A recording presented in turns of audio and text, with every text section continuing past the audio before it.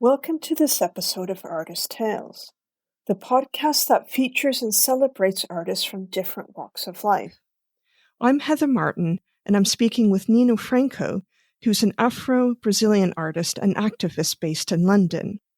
Nina's photography and installations reflect the intersectionality of gender, migration, and Black identity. Alongside her art practice, she has been actively organizing with community projects and grassroots groups for over a decade. We met through a mutual friend. Welcome, Nina. Thank you so much, Heather. I'm so excited to be here. Well, it's really good to have you. I'm really excited to interview you, actually. Oh, that's so nice. It's going to be great. I'm excited. Yes, definitely. So tell me a bit more about yourself and about your art. Since I was a kid, I was always creative, and I started doing photography when I was 14 years old, and then went to the university to do photography as well, and I was doing commercial photography, which was nothing like that spoke to my political ideas. So at one point I said, it's enough for me. I need to focus on my art and on my activism. This commercial photography is not for me. So that's why I came to Europe, 2011. I'm originally from Rio de Janeiro in Brazil, and I'm from a working class family. So I came to Europe in 2011, Dublin, and then went to Greece. And now I'm 5 years here in London. And since 2011, I have been focusing my photography on my political ideas and on activism, combining both of them. And I guess that for me, there isn't a separation between me and my art, because my art speaks the ideas that I have in life and the projects that I participate with, community groups that I'm part of. So I don't see, for me, art, the political art is a matter of survival for me, because as a Black woman from a working class family, if I don't do political art, I don't see myself doing anything else. I need to speak for my people. I need to speak for me. I need to speak about our history. I need to speak about our ancestors. I need to speak about our pain and our struggle, our strength, our victories. Everything was erased from history by colonizers, white colonizers. So I feel that I have a responsibility with my art to talk about this, to use my art for my community. And what sorts of projects do you work on? In the art or in the activism, both of them? Both of them, yeah. So I have been involved in the anarchist scene in Brazil. So there are many years there. And since I migrated to Europe, I have been really focused on Latinx migrant community groups and mostly undocumented people. So we do some actions to support people who are undocumented. I also worked with some organizations who help Latin American women that are victims of domestic violence here in London. So there is a whole support group for this. And also grassroots groups. We are always doing actions. We are always taking care of our community. And this action goes from if someone needs food, money, or if someone is being evicted and we need to protest, we need to be in front of the house and stopping the eviction, like all types of things.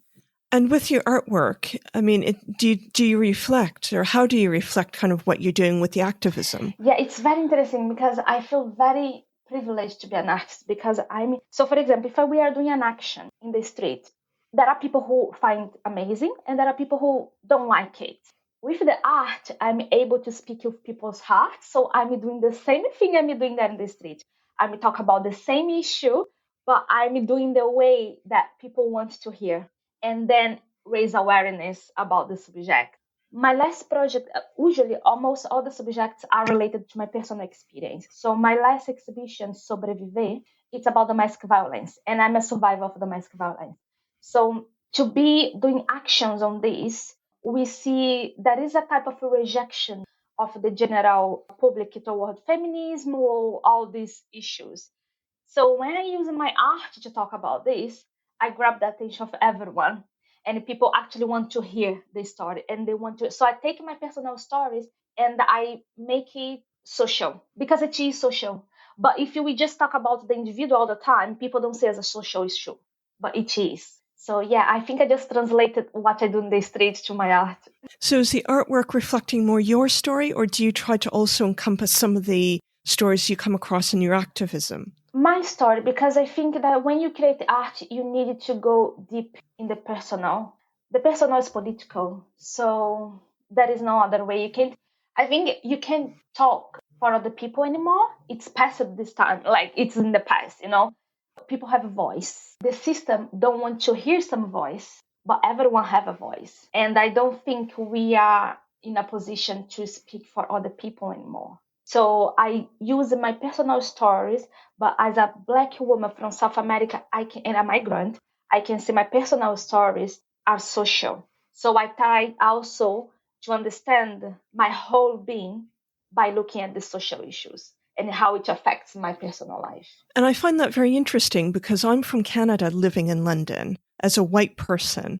And I've become increasingly aware that people see me very differently, certainly in Britain, where they see me as, oh, you're one of us, because there's that, seen connection or supposed connection or the history between Canada and Britain or North American Britain. And, I've been talking with people from abroad and people see me as an expat. They don't see me as an immigrant. And a lot of people that I've spoken with who are of color or, from abroad who are of color are seen very differently.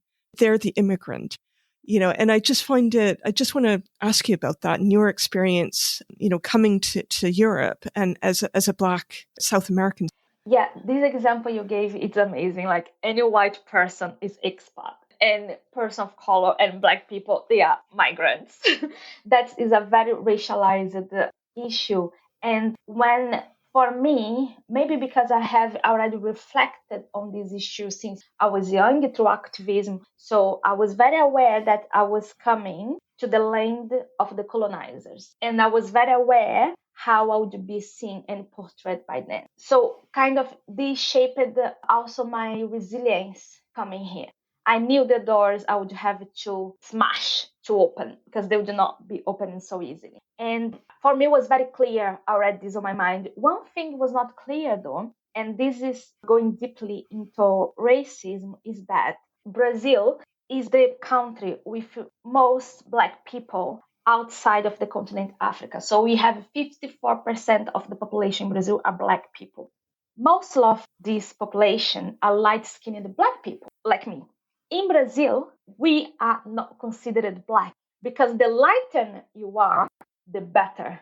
So they try to not use words like, oh, you are Black. So we have names. We have like mulatto, which comes from the animal mule. That in the past, in the time of colonizing and slavery, they used this term to talk about the kids who were born from rape from the white man and the enslaved African woman who had this light-skinned color like the mule animal, So we use mulata, which people are actually proud of this term. And we use moreninha, which all terms that's about like brownish, brunette, but never Black.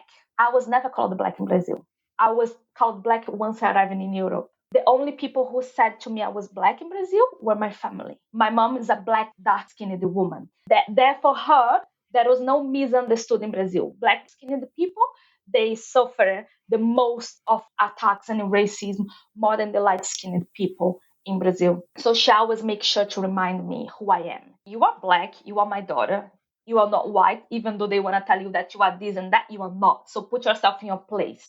So in Brazil, if you not come from a family that are from inside Afro-Brazilian religions who are majority of Black roots, and if you do not have dark-skinned Black people in your family, you don't know who you are. And that's why the police can kill us all the time, because we don't know who we are. So how can we even protect ourselves? So yeah, you're talking about the perception, how you're perceived here versus how you're perceived in Brazil. It's interesting that because certainly I think there's a bit of that even of Canada, where if I were of color or if I was an Indigenous person, I'd probably be perceived, somebody had said to me they knew somebody from, I think they were from Canada or the States who was Indigenous. Then they were over here. People here thought they were actually Asian. Mm-hmm.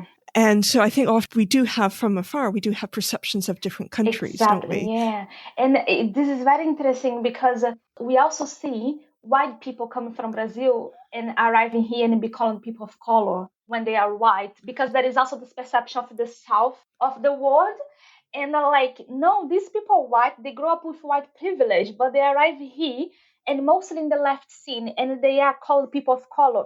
And then because they're called people of color, but they come here with university, money, education, different of the black people who come here without many of these things. So they actually ended up taking up space as person of color and speaking for us once again. So that's white privilege again, and our voice keep being raised. The issue of colorism as well is another issue very interesting, because the colorism was created, is a causing of the racism. So we actually, as black people, I don't think we should be focused on colorism. We need to understand that dark-skinned black people receive the most shit than the light-skinned black people. But that is on the account of white people, is not on our account. So what I think as a light-skinned black woman is that when I arrive in place, either it's art space or not, I need to be sure that if there isn't another dark-skinned black woman there, I need to insert them some, I need to find, and if it takes an effort, I need to make the effort and find and make space for them, because I know that for them it's much more hard than for me. And that's not our dispute, that's racism, that's white people dispute, because for the media and in general, in the perception of the racist society, a light-skinned black woman who is feminist and Latinx is very attractive today. Artists light-skinned black, so we can make sure that we have a black there, but it's light-skinned, so it's fine. It's exotic. But you don't see lots of dark-skinned people put on the front because they don't wanna. It's still, So the colorism is an issue that affects black people a lot, and we need to constantly fight and remind ourselves that this is a racism problem, and we need to combat this, and also understand our position, even though within the oppression there is benefit. So I benefit from being a light-skinned dark woman because I'm put in place, even though it's tokenism, I'm put in place that dark-skinned black woman is not. So I need to understand this, and I need to make sure that I'm making space for other people as well.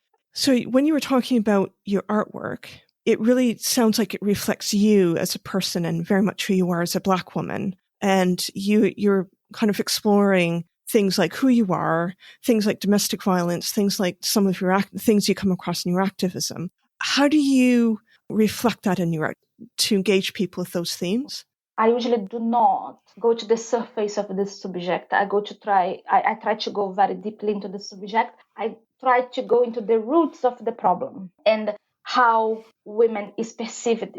Because even though people might not agree with my political opinion, we all understand that socially, women are still perceived as a less human than men. So if you talk about the wage gap and all this stuff, people have notion of this, people know about this. So I try to use common sense subject that unite, that all women know that's is a truth, you cannot, it's a fact, So I try to use this to go deep into why this is happening. So deeply into history. I also I'm still doing a history degree. I decided to go back to uni, but I'm doing online. I do history degree exactly because of this. I want to go deeply into the history to be able to explain why this is happening with us today.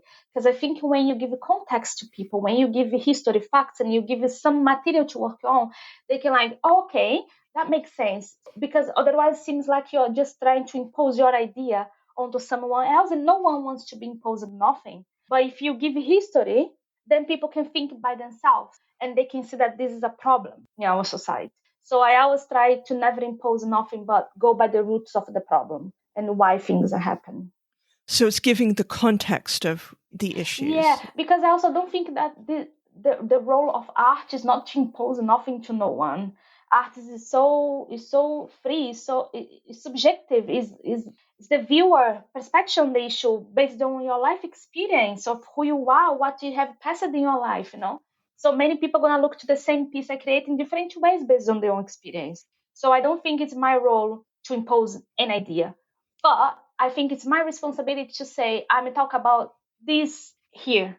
And this is the root of what I'm talking about. Now you decide how you see this based on your own life experience. And just listening to you talk, the one thing that also struck me is there's also a lot of nuance probably in what you're talking and exploring in your art, because although you gave the example of women, even as women, there's degrees.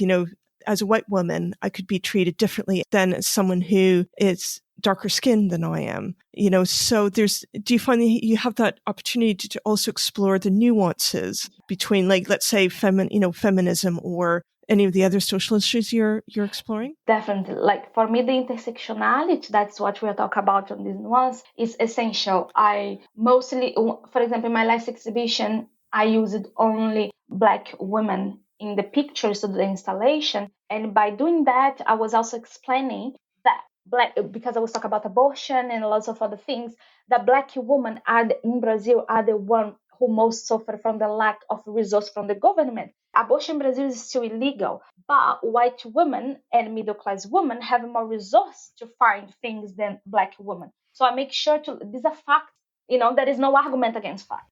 Statistics that are true. So I make sure to use to show people the intersectionalities of the problem, and also be very empathetic, because in this Sobreviver exhibition, the people who went there to the opening, there are many women who were survivors also of domestic violence, and worldwide.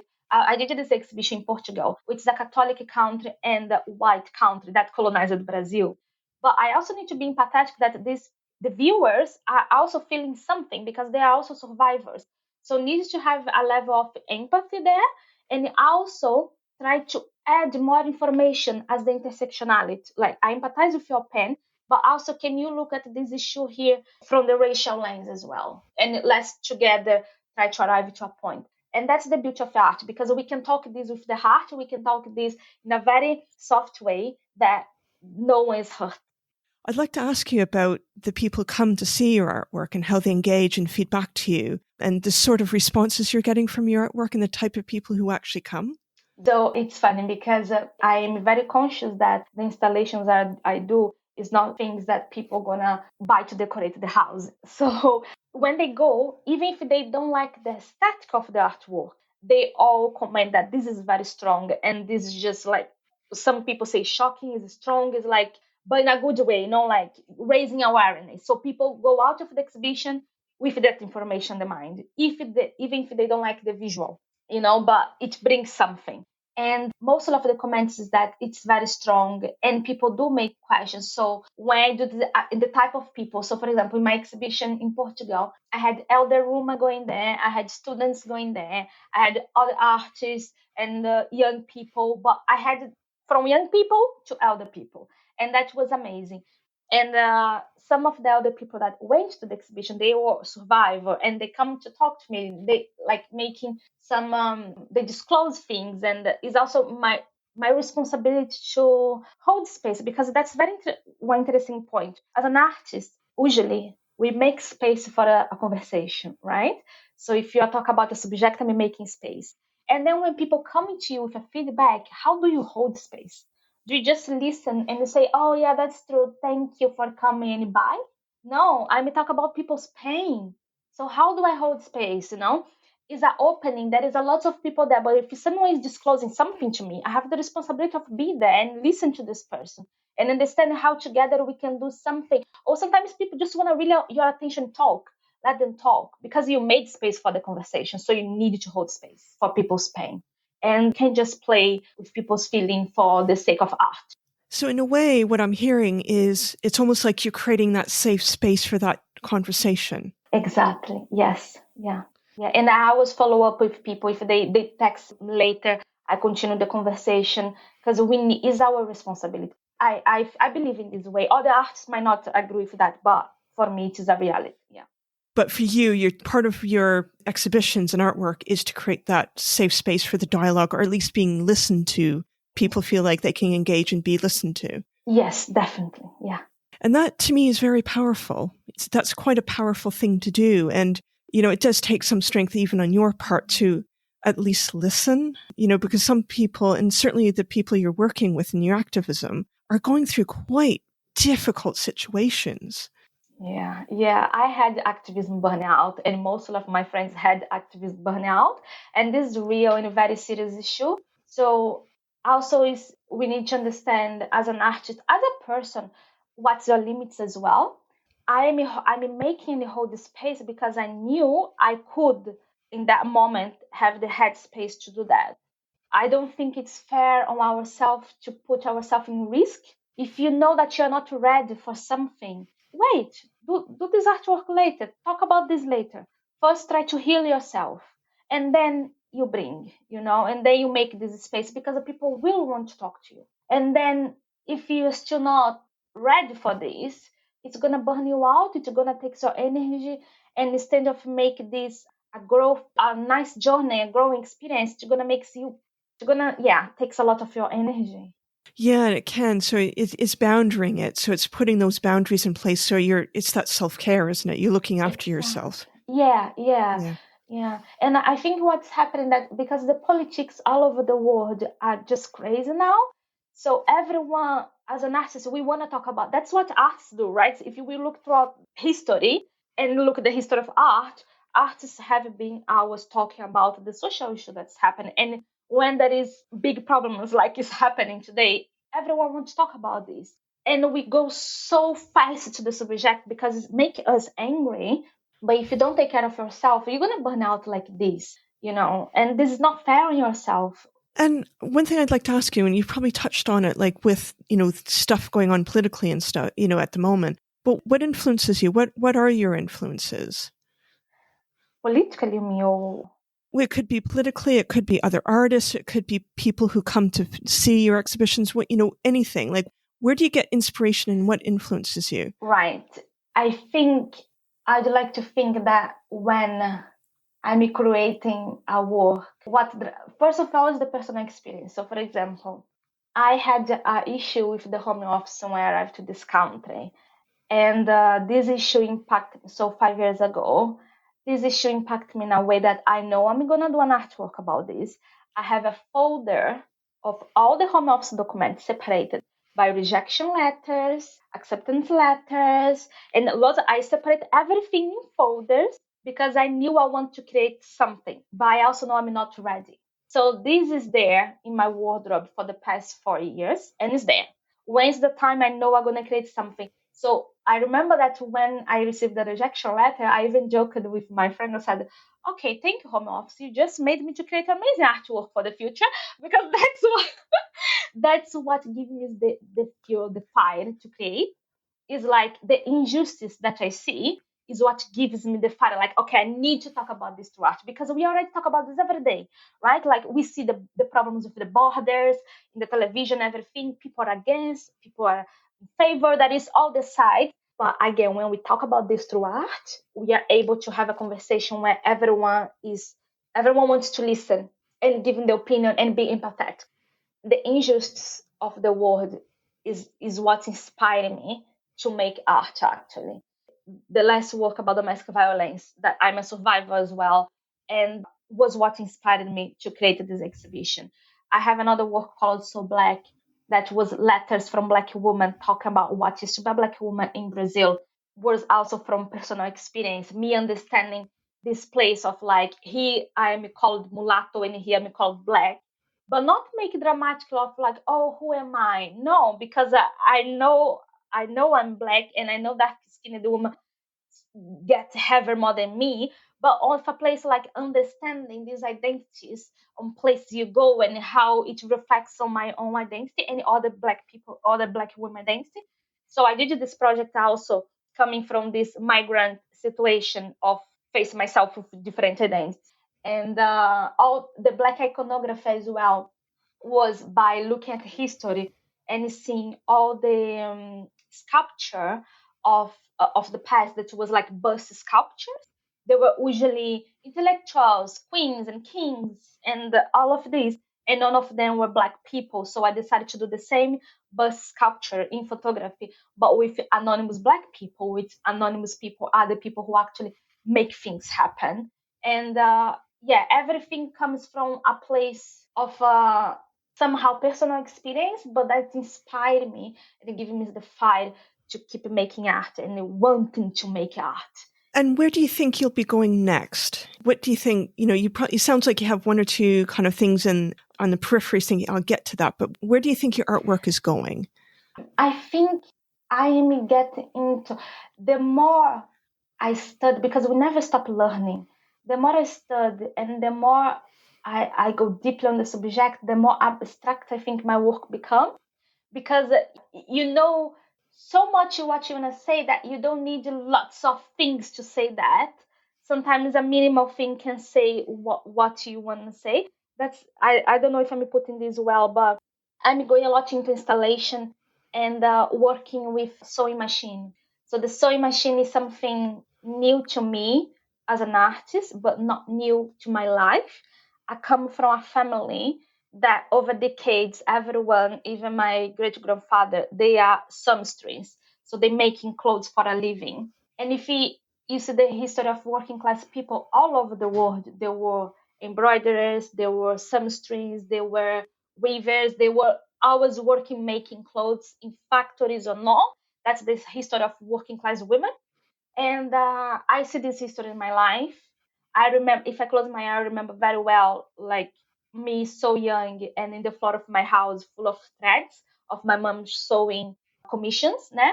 At home, and my floor full of threads all over the house. And I have this memory very clear in my life. I think that my work became what it is now, going to this path of installation because of my roots with the thread and with the line and understanding my ancestors and what that line means. And being away for 10 years, more than 10 years away from my family, this thread makes me to be connected to them somehow and makes me to understand deeply who my family are, who my ancestors are, and how our pain, our strength, and our victory is connected to this through this line. The line, the thread for me is a material that I'm finding fascinating to work. And the sewing machine came in recently as well this year because I was feeling this urge to connect somehow more with my family, but was unconscious back then. And I bought sewing machine, the most cheap one online, and I start to draw, make some drawings of face with the sewing machine, and start to sell like water. So I decided to create the Stitching for Freedom. That is a project that fundraising for Black queer people.